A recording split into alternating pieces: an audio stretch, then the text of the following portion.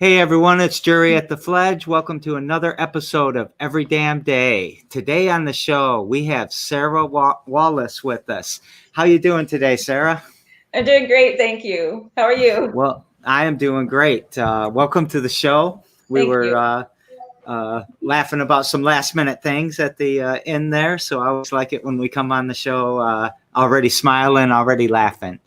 So I know we're going to talk about it a lot, but that lion staring at us in the background is pretty awesome. Thank you. Yeah. Thank you. You want to start with telling us about that, telling us about you, telling you us about Sure. some of your projects? Thank you. Yes, and I just want to let you know my dog Remy is right here by my side right now. I think she's a bit of a ham. She may want to come on. If But she wants to come on, that's okay too. thank But you. she doesn't get any royalties later. Oh, darn it. Remy, did you hear that? Okay, so behind me, the painting, I actually painted that in the 90s in New Jersey when I was living in New Jersey. And it was a time period in my life where I felt freedom. And I wanted to express that through a painting. And I actually painted a lot of, I'm going to point it out, I painted a lot of the mane with my fingers. A lot of people think it looks like a Mardi Gras mask, but yeah, this is with my fingers, my initials down there, S.E. Wallace, were with my hands. And Nice. And the font right there comes from, I studied architecture for a year before I went into music. Yeah, I saw you have quite a background. You've done several things, huh? Yes. Yeah, I'm gonna let you. I'm gonna let you tell it though. So you're bringing that painting back in a new project, right? Yes, I am. Mm-hmm. So why don't you tell us about that? This is a music project. I've been writing songs since I was a kid, actually. I would walk home from school and sing new songs. And I never recorded my own original songs. I was always on the stage in musical theater, opera, and straight plays too, as well. Dance, I was doing dance. And finally, I took it upon myself to get into the studio. A friend of mine, he's a producer named Gary Donnelly. He's out of the Detroit area, actually called me during this COVID situation. He's like, Sarah, you've got to get into a professional recording studio. This is Glenn Brown Productions Studios out in East Lansing. Yep.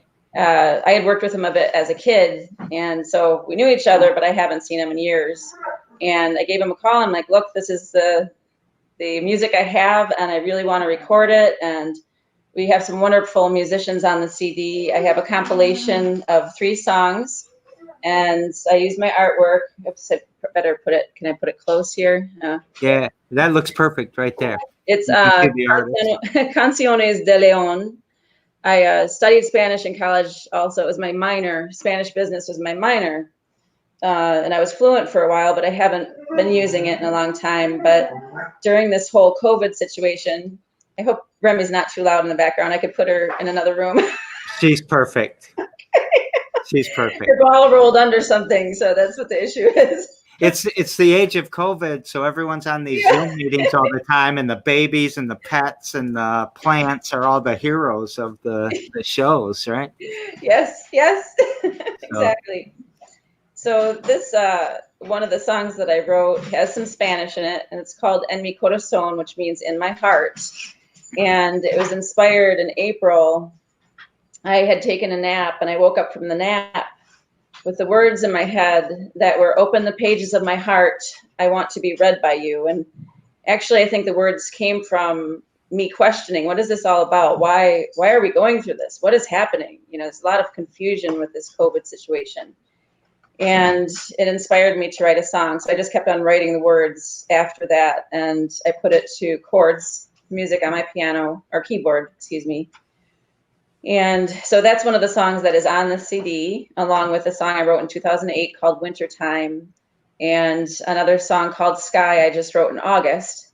And it has to do with all the different emotions that I've been going through during this COVID situation. So that Sky is more jazzy. I call the whole album the genre of samba jazz, We had Donnie Brown from the original Verve Pipe. He plays percussion on it.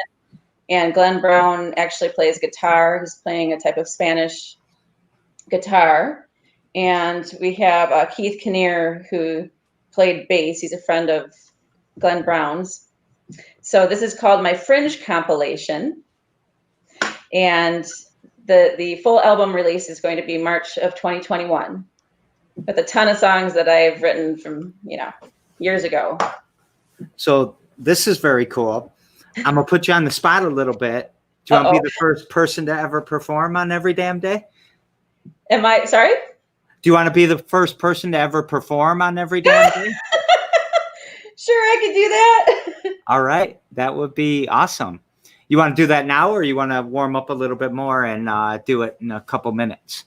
I don't know what warming up means. I could do that. Normally, I would warm up my voice up and down the scales, but since I've been teaching, I'm singing every day pretty much because I'm teaching students at School of Rock, and I'm practicing for the different events that I've been putting on. And so my favorite song, and I've sung this before, people have heard me sing this quite a bit, but I could sing just maybe a little one verse or whatever you want. Part of a verse. I'm all smiles. Okay. And all ears. I sing in Italian, French, and German. In college, I had to learn the different languages and sing classics. And it's funny because I never wanted to sing opera, even though I was brought up in the musical environment with opera around me all the time. I wanted to sing pop. But when I went to college for vocal performance, you have to sing the languages. You have to sing opera and the classic art songs. It's required. So when I started doing that, my voice fit very well into that genre. And so I comprehended the power. It had such passion and power, and I felt it in my whole being. And I gained a great passion for opera through that. I met you at the Artist Umbrella at the Loft, and I walked away from that show really saying how impressed I was with the Artist Umbrella and how eclectic our music was. And I'm going to have to say, and I hope nobody's listening.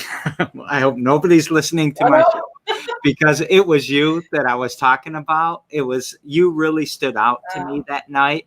And when I walked away from that show it was with such a great vibe, and so proud to know that someone that did what you do was from Lansing. I mean, it really restored a lot of pride for me, and it trickled into the rest of the show for sure. I mean, the beatboxer and all of that is awesome as well. Mm-hmm. But it was really, I think you really closed the sale for me, if I can use that cliche. So yeah, I loved what you did. I love what you do. I love what you're talking about. So thank you so much. I appreciate that.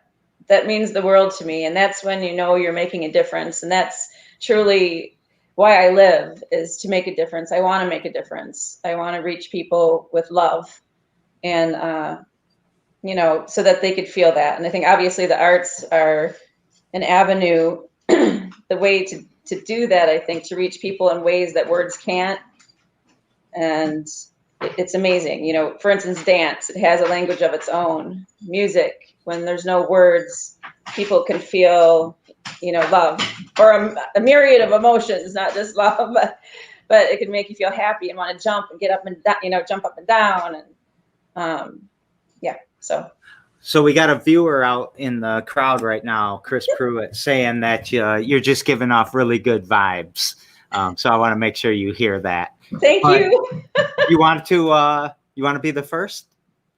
Sure. First performer? Okay, here we go. I'm going to play my pitch pipe because I don't want to start singing it in the wrong key. Summertime,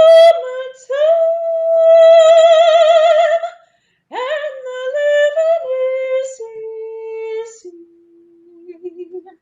Fish are jumping, and the cotton is high.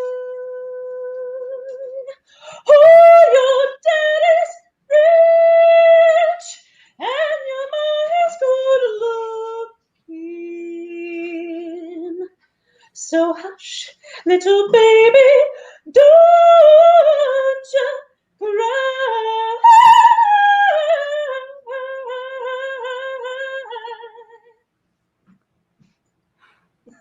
I have been, I don't, this has been like this since you started. That was amazing. I really like that. Thank you. Yeah, that got the crowd going and responding too, by the way. So thank you very much for being the first person to perform. And that was beautiful. Will you be doing something like that at, I think it's Saturday at Eagle Monk? Is Yes. that where? Saturday at Eagle Monk. Thank you to Sonia Buenadono at Eagle Monk. She's the owner, and her husband. Yes, what we're doing is since we have to be very careful. Everything that we are doing is either originals or it was written before 1922 because it's public domain. Because you have to have a special license when you're performing covers at places, and a lot of venues they do have that license. But John Herman, he's the sound guy that works at Urban Beat. He is going to be playing bass for my original songs and also doing the sound. And I have Ron Moore playing guitar. He's worked at Elderly Instruments teaching. Ludmila Bondar, you've seen her. She plays piano. She's accompanying me for some songs.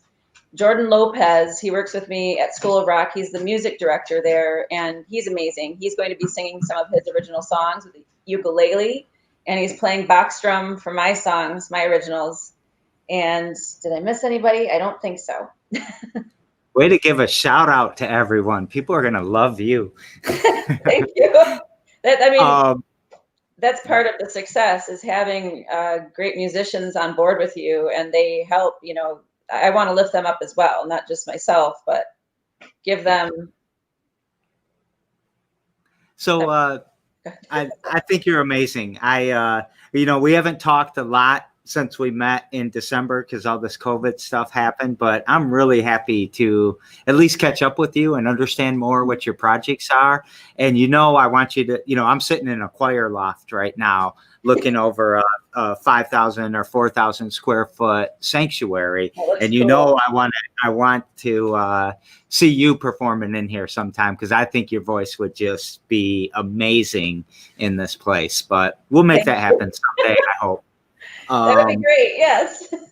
So to the show's called Every Damn Day, and it's really about what do entrepreneurs, creatives, innovators, I don't know how you classify yourself or anything like that, and you don't have to classify yourself, but what do you do every damn day to kind of push your mission forward? Every day I wake up in prayer and gratefulness. I say thank you to the divine creator, whoever you may believe that to be. But I personally, I am a Christian. I do say thank you to God and for my life, because I know it could, and circumstances could always be worse too. I've been on missions in Peru to the most poverty-stricken areas, and I met some amazing children, and they welcomed me with open arms. When they didn't have hardly anything, they had smiles on their faces. And I think a lot of times we expect so much because there's all this materialistic, materialism all around us, and this is all we know. But when you go somewhere like that, it's like, whoa, they hardly have anything. And I think it's part of not knowing what they're missing, but also there's genuine contentment in the simpler things of life. How I went off on that tangent. Well, I don't know, but I love that tangent. If we'll get to know each other better in the coming years, I hope. Okay. But that tangent you're on is exactly why I fight capitalism a lot. I fight consumerism a lot because it's, that American dream and that pursuit of happiness has become a pursuit of billion-dollar lifestyles with yachts and all of that. And really the happiness is probably a lot closer to where you wake up every morning, where in your heart and your gratefulness and all of that. So you go on those tangents with me anytime you want, and I will follow you. Thank you. But it also leads in a little bit to Brian Town with Michigan Creative was on the show yesterday, and we always have the guest from the day before ask the next guest a question. And his question to you is, why should the average person, the everyday person, care about art, care about song, care about, what you're doing? I believe they should care about it because it's lifting up the community, the other artists in the community, not just me, but as a whole. We need each other. We are interconnected, and that's part of community. It's that circle. And I create recyclable art. I use a lot of my materials are recycled materials.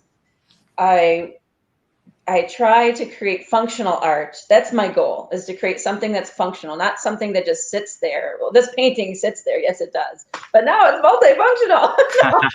um, oh, and the bumper stickers. Oops, these will be at my event too. I have Yeah, bumper. those are cool. Those And are I real have cool. from another show that I created, we have Quantum Harmonies. That was a show I produced. And had some really, I don't know if you can see the buttons. We have some Yeah, buttons. And that's really cool. Unity and I don't know if you can see that one. The Yep, Arts we can. Council actually gave us a mini pocket grant for the Unity and Musical Harvest at the Turner Dodge. But and that's another thing, is that I work with a lot of different cultures and races. I want to promote diversity in my projects, because that's, ever since I was a kid, that's what I was exposed to in the arts. I was around numerous different types of people, different walks of life. I was exposed to quite a bit as a child, and I had to be kind of an adult. And now my time is to be a kid, I think, is now. And that's go ahead. Sorry. That's amazing. That now's your time to get to be a kid, because I feel like that too. I feel Yeah. like I'm so lucky to get to play as much as I get to play. I let you go on this a little bit longer than not the show, but the way you took the question isn't quite the way that he meant it, but I loved your answer, so I was just I didn't want to interrupt that. Oh. Because I felt bad, because it was like you started saying what you do to kind of earn your place in this ecosystem or whatever. Mm-hmm. And I love what you said there with lifting up everybody and being a node in that web. I often will quote Chief Seattle. He said, "Man did not weave the web of life. He is merely a strand in it. Anything he does to the web, he does to himself." So by you uplifting the web, you also uplift yourself, which also uplifts the web. And I don't know, positivity seems to have a cycle too, right? Yes. But one of the things that I think he was interested in is why an everyday person would care about any art, any opera, singing classical or anything like that. Why should somebody care about that? Well, I would go back to my teaching. I taught music and art to K-8 for 4 years out in New Jersey, and I was performing. And what I recognized, because a lot of kids, they just aren't interested. And, they have to do it more often than not. It's part of the curriculum. So it's the same thing with adults or other people. I think that once they get exposed to it and get a taste of it, if they haven't had a taste, they want more. They generally speaking, they want more because it makes them feel something. It's a catharsis to allow them to express their inner self. And maybe a lot of times, in everyday life, a lot of people are taught to stuff your feelings. Don't show a poker face. Don't show those emotions, because then you're vulnerable. I believe that the arts allow you to be vulnerable in a different way and get rid of stress. If you recognize, well, maybe give that person who's never had a taste of it an opportunity to draw, give them a simple project. The artist can have more, for instance, audience participation. I try to include that too in my shows, where, hey, let's stand up, let's do a little dance. We could do a simple dance. And then all of a sudden you see the smiles and you see laughter.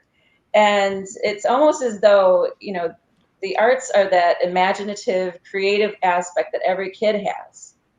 And as we grow older, we learn, well, that's, silly, and I'm not supposed to do that. In the arts, you're able to do that. And it brings out, that true person, generally speaking. It can. That's an amazing answer. But the fact that you brought vulnerability into it, if there's one thing I've learned during COVID is that my resilience and my anti-fragility comes from being able from a place of vulnerability, not even being, but put in that place of being vulnerable and then having to really understand kind of where you're at and where your place is and all of that in the big hierarchy. So, man, this is really good. Tomorrow on my show, and you got to do another question for this person, is Matt Thornton, and he owns an insurance agency. But I don't want you to think of a old stuffy guy in a tie and suit and all of that. He's kind of a creative entrepreneur, and I think is really innovative. What kind of question would you have for him, or what question? My question would be if he would like to be that creative entrepreneur full time and not do his insurance, or does he desire to keep both in play at the same time? And this is where I have to what's it called? I'll just call it narc on you a little bit. So you practice law, right? I actually no, I've been a paralegal for. Sorry, that's what I mean. You're in the law. I don't know how to say it. You're in the legal industry. Legal profession, yeah. Legal profession, yeah. You're in the legal profession. Is that something you want to do, or you want to do the art? I desire to do the art full time, and I actually am getting a master's online right now in law, and with an international business focus. And so I'm taking a class on top of working full time and part time right now. And I just got a job working full time from home. And it's an adjudication for the unemployment office. And it's very interesting what I'm doing. And I enjoy that. Although long term, I have a global vision. And the reason why I'm getting the master's in law with an international business focus is so that I can negotiate contracts overseas for music production, for full productions, dance, whatnot. So you're going to be able to merge the two. Perfect, right? Yes. A lot of people categories, well, you can't do this and that at the same time, but I've always been a multifaceted person, always. And I think variety can all work cohesively. It definitely can, but I think it requires an open mind. Yeah. Do you think you'll be a better lawyer because of kind of the same thing we were talking about, the everyday person, because you've been exposed to so much art, because you create art, because you sing, because you dance, because you play? I believe so. And I've been an abuse counselor, and as a paralegal, an office manager, working as a lead faculty member to teach children and adults. That has come into play majorly because it teaches you a different way of thinking. In the arts, when you're exposed to all these different walks of life and you're investigating actually different characters, especially when you have to portray them, there's something called shadowing. And I've taught a lot of my students to do this. If you want to understand a homeless person within reason, to keep yourself safe, especially as a child, to have a parent with you, but to possibly go to the city rescue mission and interview some homeless people to understand what is their plight, why are they there. It's not necessarily because they're crazy, and it's not necessarily because they are lazy. A lot of times it's because they were down on their luck and they've been through trauma. And that aspect of it, definitely, yes, it comes into play when I have to make decisions and drafting and editing and speaking to clients and counseling them and whatnot. Mm-hmm. The happiest homeless person is named Chris Pruitt, and that's who's on. He's actually just said "well said" to you a few minutes ago. Thank you. And But he's going to be giving applause to that. I'm sure of it, because that's what he says. You got to kind of put yourself. You got to empathize, right? You got to put yourself there. You got to understand, because it's not what you think. Most social ills aren't there because of what you think. So, anybody else? Well, you know what? I'm going to do a little bit of Fledge business for a second, if you don't mind. And that's going to be really quick. Please subscribe to our YouTube channel so you can get notifications about Every Damn Day and 99 Problems. 99 Problems, but a Pitch Ain't One is Sunday at 3 p.m. And Every Damn Day happens every damn day at 2 p.m. So, yeah. All right. What was her name again? Remy. Hi, Remy. Remy. I don't know.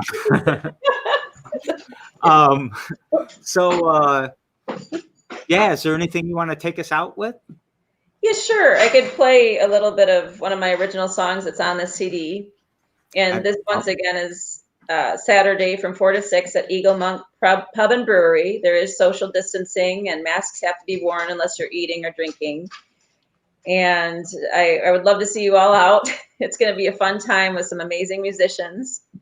And I do want to point out that the link to the event is in the description of this video, so you can click on it, crowd out there. So yeah, I'm going to come off screen, and when you're done playing, I'm going to end the broadcast, and you stay on and talk to me for a second, but we won't be live. All right? Okay. Thank you. Yes. This is awesome. Thank you so very much. Thank you very much, this was Jerry. amazing. You. Thank you. I appreciate you. Thank you. Okay, so I'm going to play Sky. This is on my Fringe compilation of Canciones de León, and in March 2021, I'm going to release my full album, which will be Canciones Totales de León, and that means the total compilation, basically, total songs of the lion. And Sky was inspired in August during all of this COVID situation. 10% of the proceeds of all CDs, buttons, stickers, t-shirts. Oh, I didn't show you the t-shirt. Might as well show you the t-shirt. We have these in blue and gray, but I can put an order in for any color. It has my artwork on there. So I'm going to, 10% of the proceeds are going to the Capital Area Humane Society. And hopefully you can hear this song okay. And it may play a little bit. We'll see what happens here. Oh, this is En Mi Corazón. That's okay.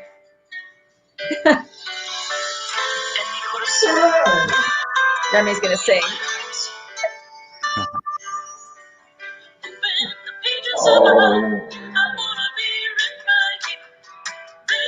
We did the clapping.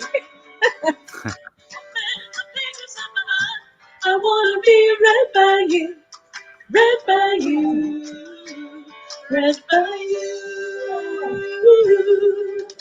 Sometimes I seek the answers when I know the very purpose is written in my heart. En mi corazón, en mi corazón, en mi corazón. En mi corazón, en mi corazón, en mi corazón.